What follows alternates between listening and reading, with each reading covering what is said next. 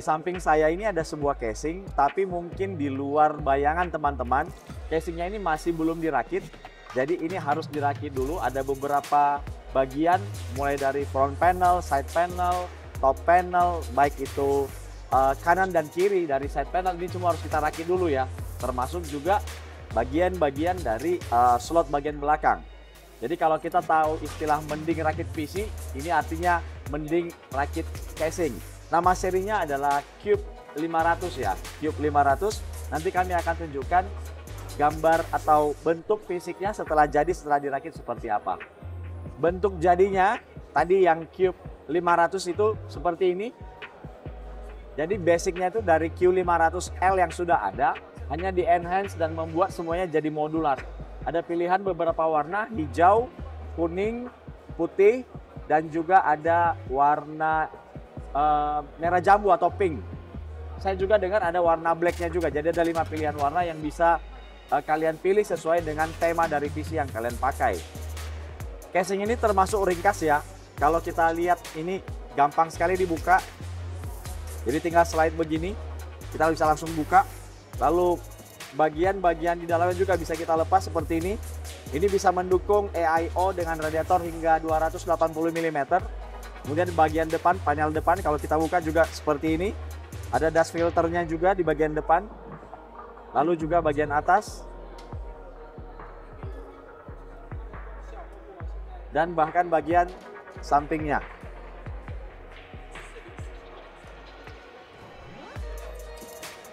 Semuanya bisa dilepas tanpa bantuan obeng ya atau screwdriver. Dan ini juga ada dust filternya.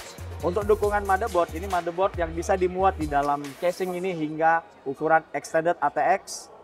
Jadi untuk motherboard cukup besar itu, casing ini cukup compact ya. Power supply-nya posisinya ada di bagian depan, sama seperti seri Q500L juga. Kemudian di front panelnya sudah mendukung beberapa port, ada USB Type A 2 buah, kemudian USB Type C 1 buah, dan ada tombol power.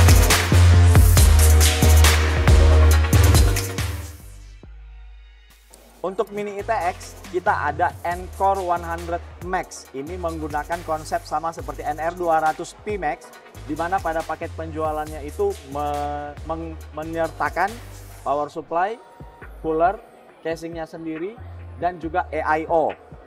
Ini adalah model yang sudah terpasang seperti ini. Teman-teman. Nah, ini sudah terpasang seperti ini. Ini terdiri dari, ini modelnya sandwich ya. Ada 2 chamber, di ini bagian prosesor dan motherboard, sedangkan di bagian baliknya ini untuk kartu grafis. Sayangnya yang model ini belum terpasang kartu grafisnya. Ini cukup besar, ada 120 mm kipas di bagian belakang, dan di bagian atas ini ada radiator berukuran 120 mm. 120 mm-nya ini cukup tebal ya, dan nggak tahu ya, si Cooler Master mengklaim bahwa AIO yang digunakan di Encore 100 Max ini mampu menghandle hingga TDP sebesar 240 watt. Well, ini perlu kita buktikan lagi ketika kami nanti sudah mendapatkan unit ini untuk direview. Nah, untuk kartu grafis sendiri bisa di-expand hingga 4 slot ya. Yang memiliki 4 slot VGA card ini bisa masuk di sini. Dan kalau kalian mau lihat bentuk jadinya seperti di samping saya ini, bentuk kosongnya seperti ini. Ini bahannya aluminium, dan saat ini ada 2 model warna yang ditawarkan, yaitu bronze dan juga ini apa ya, green ya, tadi saya bilangnya green, tapi kami nggak tahu nanti Cooler Master menyebut kedua warna ini sebagai apa. Biasanya mereka menemukan istilah-istilah yang menarik untuk warna-warna yang mereka tawarkan di produk casing maupun semua produk dari Cooler Master. I/O-nya sendiri ada di bagian bawah, ini ada tombol powernya, lalu ada combo audio jack untuk input dan output, ada 1 buah USB Type C dan 2 buah USB Type A. Untuk kartu grafisnya sendiri, panjangnya bisa mencapai 357 mm. Jadi sepertinya mau pakai 4090 sekalipun ini masih bisa masuk di dalam casing sekecil ini.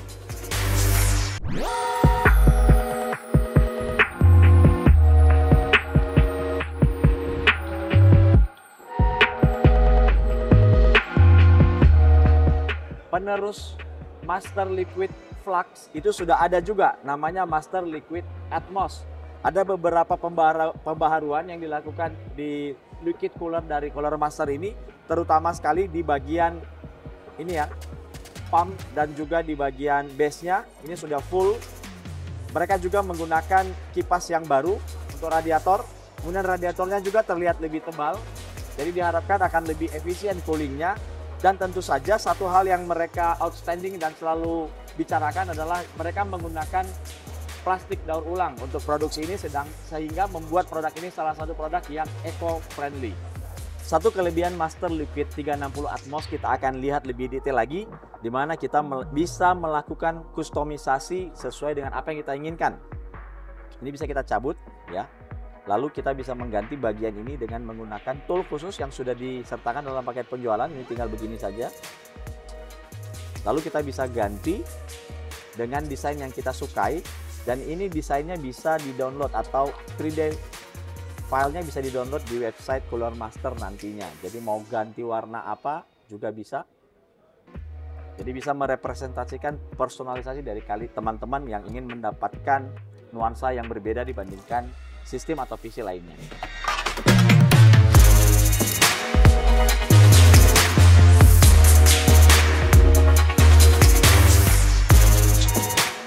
Cryo Cooling diperkenalkan pertama sekali oleh Cooler Master dengan produk mereka yang mereka sebut dengan Sub-Zero Cooler yang ada di LGA 1200, yaitu di Intel Gen 10 dan Gen 11. Jadi kalau teman-teman mau tahu, Cryo ini adalah teknologi kerjasama antara Intel dengan Cooler Master dan beberapa vendor lainnya.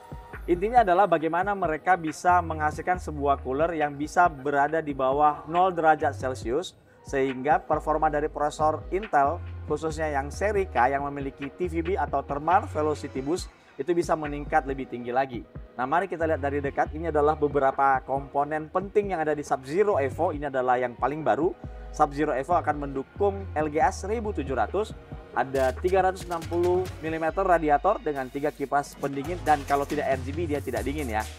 Lalu ada bagian pompanya. Ini adalah bagian cryonya yang paling penting, dan bagian yang bersentuhan dengan prosesor atau bagian base-nya ini sudah membeku, kita lihat. Jadi jelas ini suhunya di bawah 0 derajat Celcius, dan di bagian atasnya ada bagian yang panas. Jadi ini fungsinya mirip-mirip seperti TEC ya, thermo electro cooler atau thermo electro cooling, yang memang dari dulu tahun 90-an itu pernah kami pakai sebagai overclocker. Hanya karena teknologi saat itu tidak secanggih sekarang, thermoelectric cooling ini menjadi sangat mahal dan tidak bisa digunakan untuk penggunaan harian. Dan ini bisa diwujudkan melalui Master Liquid Sub-Zero Evo oleh Cooler Master. Jika tidak ada hambatan, Alfa Jonathan dan saya akan mereview Sub-Zero Evo ini di channel mana? Di channel nanti akan kami kasih tahu di mana channel yang akan tampil review dari Sub-Zero Evo ini.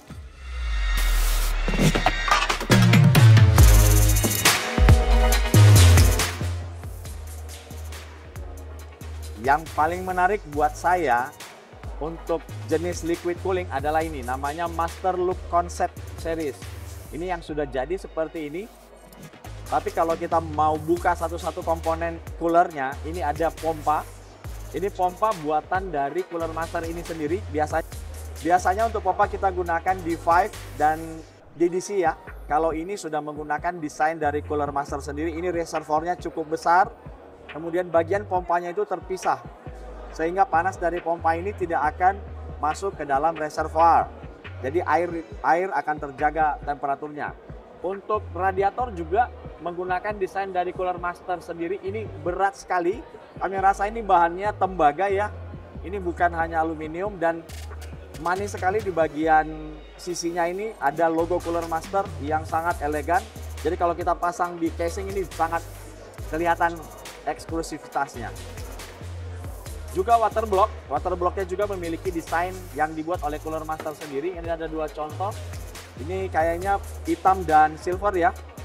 Seperti ini waterblocknya. Dan ini ada desain yang kentara dengan warna khas dari Cooler Master beserta brandnya. Bagian atasnya ini akrilik ya. Untuk base-nya sendiri nickel plated berbahan asalnya itu copper yang kemudian di galvanization dengan menggunakan nikel. Luas permukaannya juga cukup ya. Kalau kami lihat ini sebenarnya untuk mendinginkan kelas Threadripper pun masih bisa. Hanya kami masih belum mendapatkan informasi kompatibilitas untuk waterblock ini untuk di platform apa saja. Tapi yang pasti LGA 1700 dan AM5 ini sudah bisa didukung.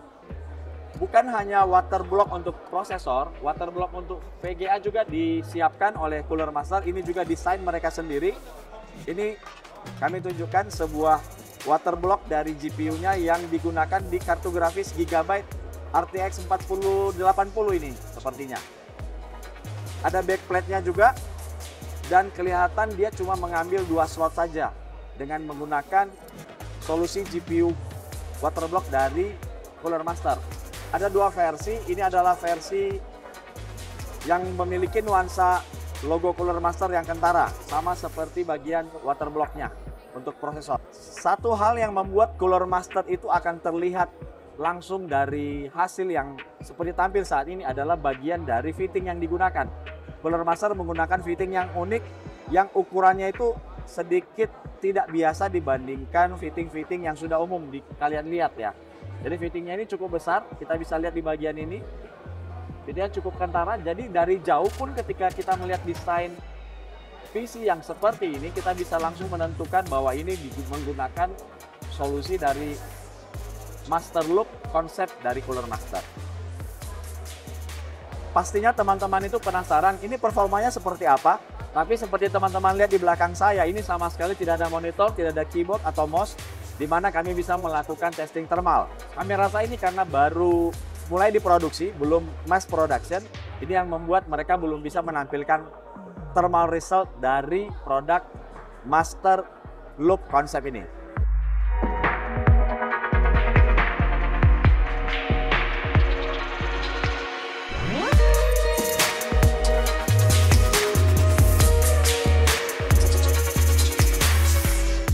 Tentunya tidak lengkap kalau kita tidak mengupas power supply terbaru dari Cooler Master. Di hadapan saya ini ada satu power supply yang tidak menggunakan kipas sebagai pendingin. Ini totally passive, hanya mengandalkan luas permukaan dari heatsink yang ada di dalam power supply maupun di luarnya. Ini namanya X Silent Edge dengan kapasitas 750 watt, memiliki efisiensi 80 plus platinum. Tapi kalau kita, ayo coba kita dekatkan ke sini ya.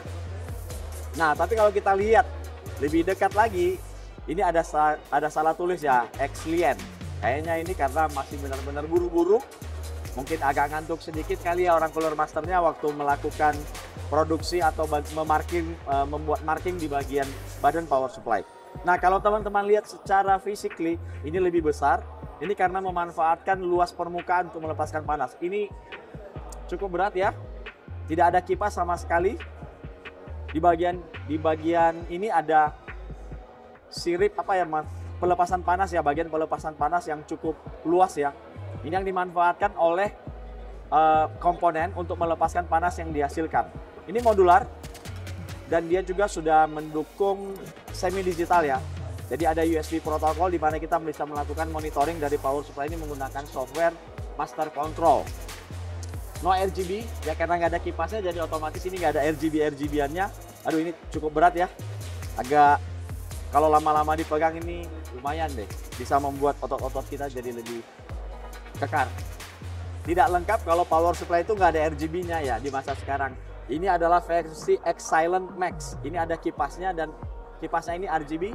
Kita nggak bisa copot ya karena terhubung di bagian kelistrikan untuk melakukan efek RGB ya. Nah, di sini juga kita lihat kalau kita bandingkan dengan X Silent Edge, ini juga sama memiliki permukaan yang cukup luas untuk melepaskan panas dan tulisannya di sini X Silent Max Platinum. Ini 1300 watt kapasitasnya. Jadi cukup banyak lubang udara atau ventilasi udara yang memungkinkan lebih banyak udara yang bisa keluar sehingga komponen di dalamnya ini jauh lebih terjaga temperaturnya. Akan sangat menarik melihat kedua power supply ini yang sudah mendukung ATX 3.0 dan juga menggunakan konektor 12 high power. Kita akan, ya semoga dalam waktu dekat MyClub bisa mendapatkan dua produk ini atau salah satu dari produk ini kita bisa uji seperti biasanya. Nah,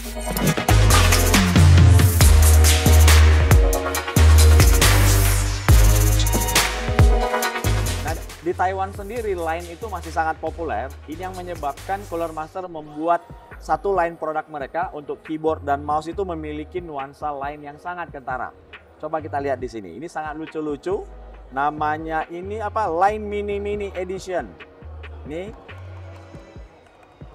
Jadi nuansa lainnya sangat terasa baik di bagian mouse-nya. Mouse-nya ini combo, dia bisa wireless dan juga bisa menggunakan kabel di sini. Kabelnya USB Type-C. Keyboardnya menarik sekali ya. Ini mechanical, hanya kami kurang tahu ini mau menggunakan switch dari apa. Ini kompatibel dengan Windows, Mac dan juga Android.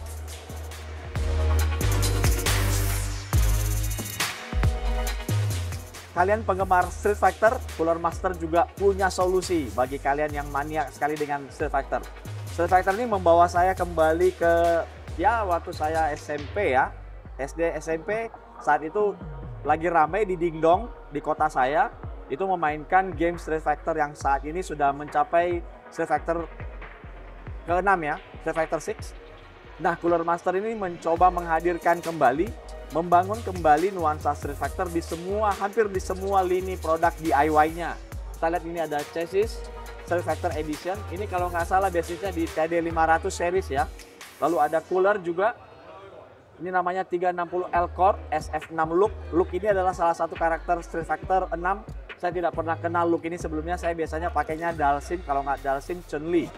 Lalu ada Hyper 212 yang memiliki nuansa Street Fighter, mouse MM310, keyboard, power supply yang hijau ini Blanka series, dan yang biru ini Look series.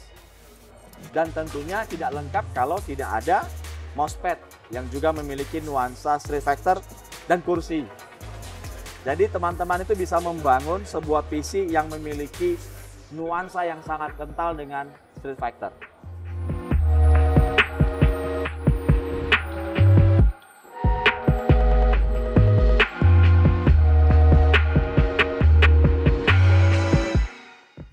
Heat pipe, heatsink adalah dua komponen yang sangat penting pada pendinginan yang digunakan pada komputer, baik itu laptop maupun PC.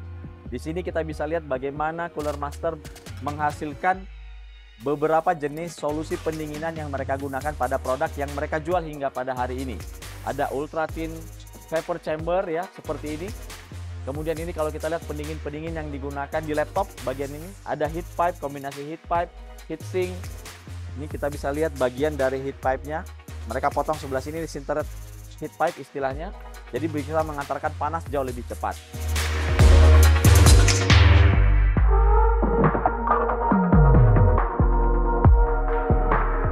Teman-teman mungkin belum pernah tahu ya kalau Cooler Master juga main di bisnis industrial ya, cooling industrial. Di sini kita bisa lihat dua contoh. Ini adalah 46U 1400 kW ya. Ini adalah sebuah cooling distribution unit atau CDU.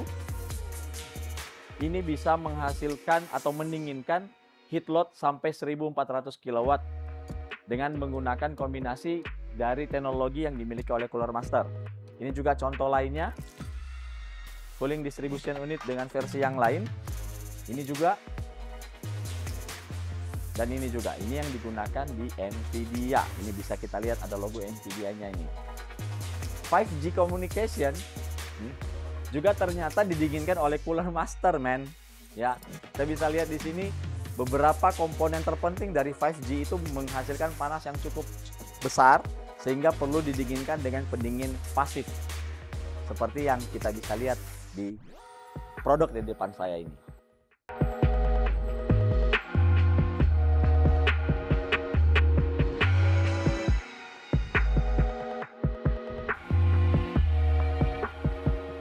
Cooler Master memiliki sejarah sangat panjang sekali. Di sini teman-teman bisa lihat beberapa casing pertama yang pernah diperkenalkan Cooler Master di market, termasuk di Indonesia. Ini saya masih ingat, ini kelas Wave Master ya, Wave Master. Jadi bagiannya ini bergelombang seperti wave. Ya, lalu kalau kita lihat di sini sejak tahun 1990 Cooler Master sudah memiliki berbagai macam milestone dari produksi yang mereka pernah lakukan. Sini kita lihat ada power supply real power 450 di tahun 2004. Lalu ada AIO yang mereka perkenalkan, ini adalah konsep vapor chamber yang akhirnya mereka buat di prototype di tahun 2007. Ini adalah first vapor chamber tapi tidak pernah diproduksi secara massal. Kemudian seiring waktu berjalan, akhirnya mereka bisa merilis sebuah vapor chamber yang sempurna yang ada di V8. Saya sendiri masih menggunakan V8 ini sebenarnya. Hanya saya harus cari dulu, nanti kapan-kapan kalau saya sudah temukan, kita akan buat video tentang V8 ini. Lalu akhirnya mereka mencoba entering gaming. Kalau masih ingat dengan CM Storm, ya ini ada produk-produk dari Cooler Master juga. Dan tentunya di 2017 ini adalah salah satu power supply legenda handmade dari MIG, ya flagship. Ini mahal sekali dan langka sekali. Dan akhirnya dimulai menjelang tahun 2019-2020, Cooler Master mulai masuk ke industri gaming yang lebih serius dengan memperkenalkan seri mouse dan juga headset serta keyboard.